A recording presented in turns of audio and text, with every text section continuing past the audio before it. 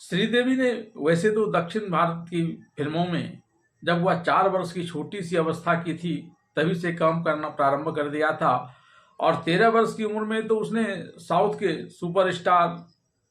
रजनीकांत और कमल हासन दोनों ही के साथ एक ही फिल्म में जबरदस्त भूमिका अदा की थी। लेकिन इसके बावजूद जब वह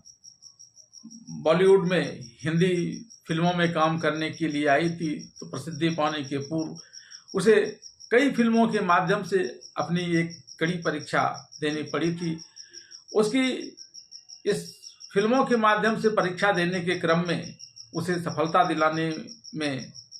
1986 में आई उनकी एक फिल्म नगीना का काफ़ी महत्वपूर्ण रोल था, जिसने उन्हें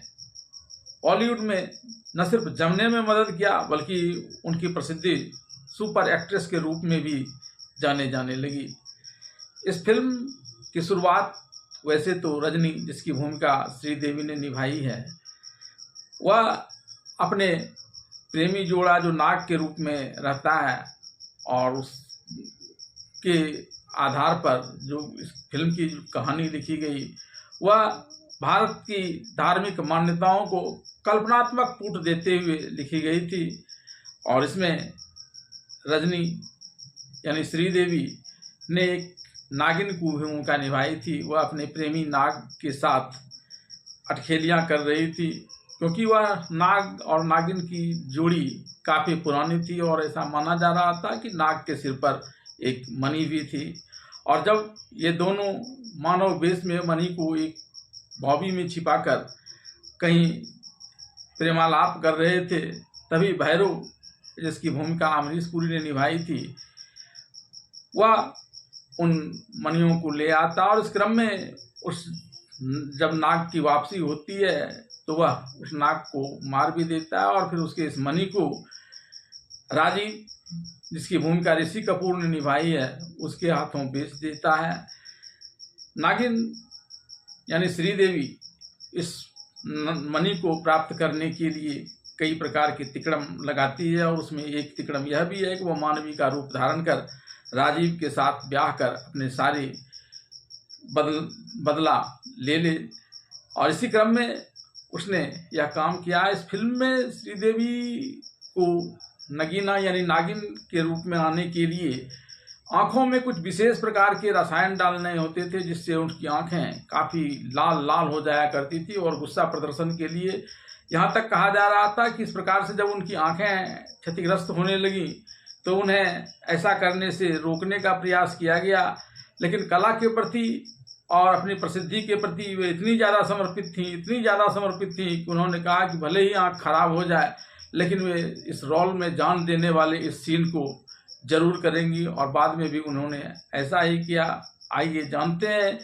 कि जो बदला लेने का, पति की मौत और उस मणि के खोने का कारण से बदला लेने का जो प्रयास उसने शुरू किए थे उसमें उसे सफलता मिलती है या फिर भैरव और राजीव उसे भी मार डालता है।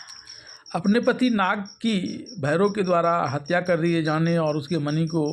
हत्या कर उसे राजीव के घर में छिपाने के बाद रजनी जिस प्रकार से अपना बदला लेने की तैयारी करता है, उसे लेकर फिल्म में जो दृश्यांकन किया गया है उसके अनुसार राजीव, जिसकी भूमिका ऋषि कपूर ने निभाई है, वह एक धनी परिवार से आता है। वह पढ़ाई के बाद लंदन से भारत लौटता है और अपनी माँ, जिसकी भूमिका सुषमा सेठ ने निभाई है, उसके साथ एक आलीशान घर में रहता है। उसकी माँ चाहती है कि वह ठाकुर अजय सिंह, जिसकी भूमिका प्रेम चोपड़ा ने निभाया है,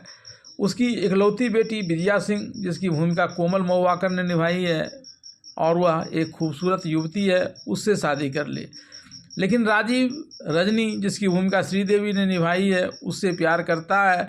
जो बिना किसी संबंध के एक अनाथ है। जब राजीव अपनी माँ को रजनी से शादी करने के अपने इरादे के बारे में बताता है तो वह उसे अपना आशीर्वाद देने से साफ इनकार कर देती है।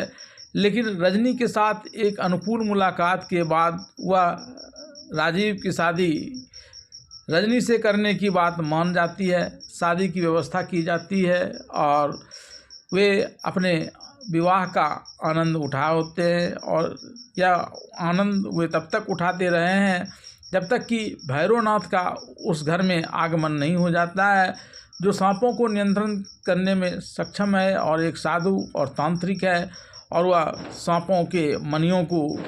लेता है और फिर उससे लेकर वह अपना एक अलग ही साम्राज्य कायम करने के प्रयास में है।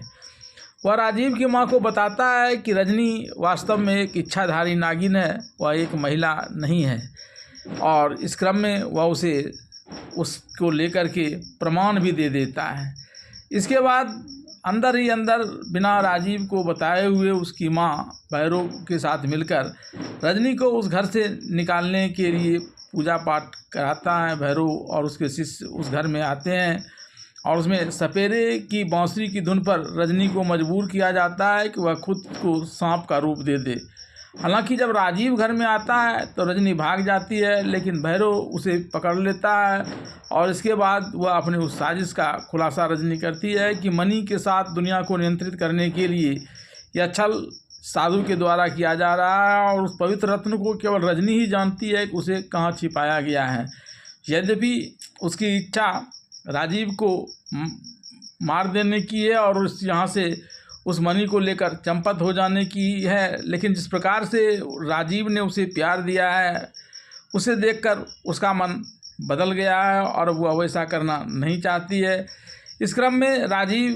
की भैरव के साथ भी लड़ाई हो जाती है, और यह लड़ाई अच्छा खासा चलते रहता है, और इसी बीच